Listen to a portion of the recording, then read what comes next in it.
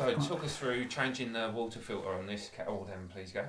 Yeah, no problem. So the first thing is to switch off the power.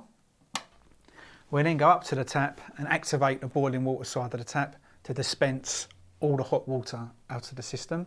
Once we've done that, we then come down here, then turn off the water supply, supplying the water filter, just by rotating the handle 90 degrees. We come over here and we press the red pressure release button that releases any pressure from the filter system. And you'll get a little bit of water come out, but that's fine, it's not a problem. And once you've done that, before you open the filter sump, just place a little container underneath just to catch any residue water. You can either do that, or what I do occasionally when I'm at home, I just use a cloth. And you just open the sump, and as you can see, you'll get a few dribbles of water come out, and just gently just pull the filter cartridge down. There you go. What I then do is then just chuck the residue water into the sink.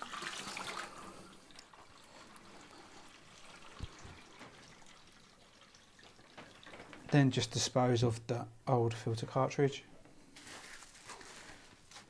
You've got your new filter cartridge, and just get a little bit of water just around the O-ring, because sometimes they can be dry, and when they're dry they're a little bit more difficult to place in position. And just push up like that, and then just screw. Again, really don't need to over tighten these, just a gentle little twist. That's in place nice and firmly. What we then do is then switch on the water.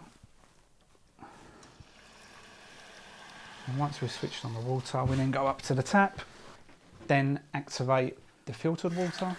And what you find when you activate the filtered water, be a little bit of air trapped in the system.